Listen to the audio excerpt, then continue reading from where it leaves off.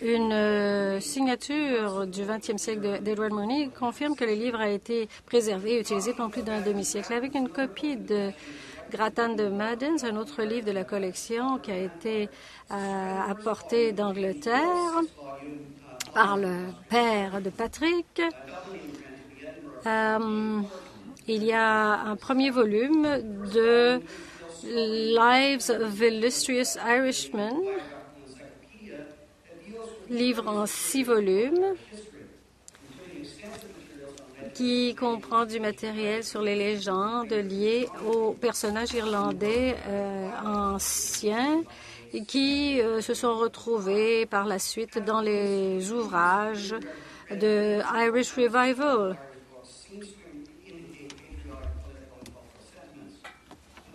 Et la possibilité que l'utilisation des couleurs était accidentelle ou décorative ou saisonnière a été contredite par le fait que les livres irlandais de la bibliothèque ont été acquis avec le temps et divers tissus ont été utilisés pour les rubans verts, y compris un avec un vert d'Irlande du Nord, du blanc et des motifs blancs et noirs dans une copie très intéressante de la 3e édition de Historical Sketches of O'Connell and His Friends de Thomas D'Arcy McGee, publié à Boston par Donahoe and Rowan en 1845, et par un autre ruban semblable, orange et vert, dans une copie de Catholic History de McGee's reliée en tissu orange.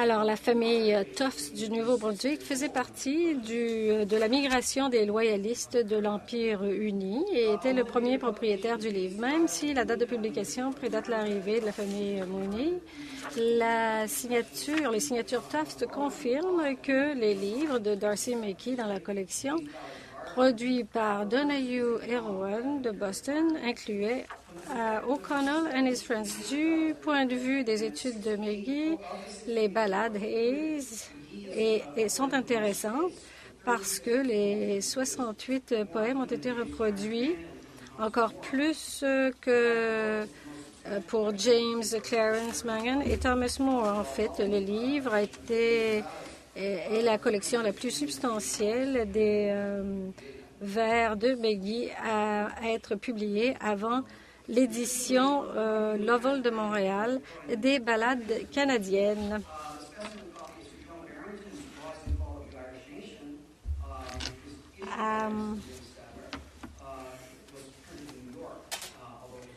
Ce qui est intéressant du point de vue de la distribution victorienne, c'est que la copie spécimen de Sir Jonah Barrington, A Rise and Fall of the Irish Nation, a été émise par les Canadiens Denis et James Sadlier de New York Press. He was athletic, played hockey and football, soccer, and was considered an excellent rower in a city where rowing was taken very seriously. Before World War I, Mooney was involved in the militia and received a commission as lieutenant in 1911. He served as a highly decorated machine gun officer in the 6th Canadian Mounted Rifles from the outbreak of the war, and later joined the 4th Battalion at Passchendaele and was badly wounded, afterwards returning to Halifax on sick leave, and later serving as a...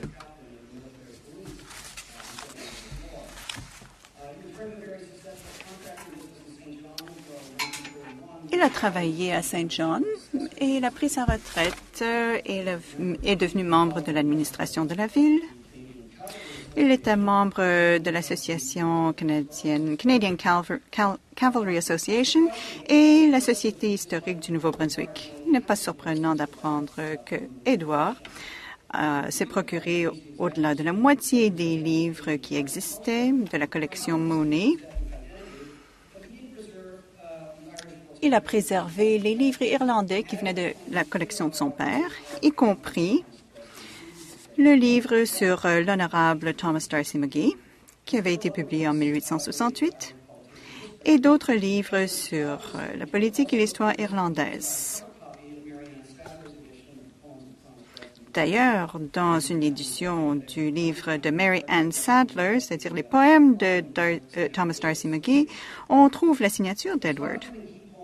Mais à part ces poèmes et l'anthologie Hayes, la poésie ne fait pas vraiment une grande partie des documents de Mooney. Mais il y a quand même d'autres preuves qu'Edward a relu les livres après sa petite enfance.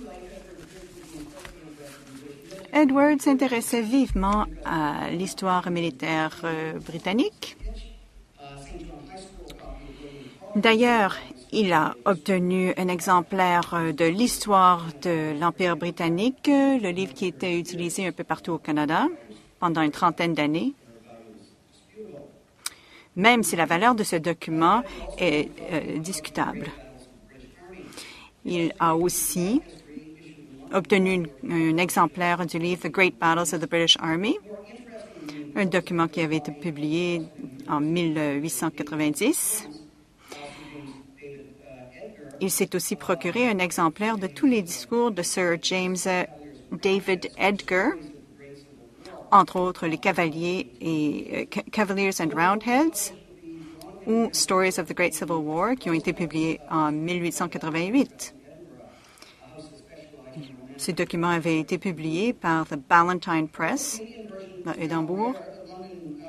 Et même si la version canadienne est maintenant très rare, c'est un livre qui avait été publié pendant une trentaine d'années, sinon plus. Ça montre un portrait de Cromwell. C'est un livre passionnant, avec toutes sortes d'anecdotes, ainsi que la vision canadienne de la culture britannique. Ça semble être un livre préféré d'Edward Mooney, qu'il a gardé jusqu'à sa vieillesse. Il est d'ailleurs possible qu'il a amené avec lui en guerre à l'étranger. Il a même noté en particulier l'extrait sur l'exécution de Charles Ier. Ce n'est pas le seul livre qui peut être considéré comme un livre romantique et historique. On trouve aussi l'exemple de With Wolfe in Canada, un livre qui faisait partie de sa collection.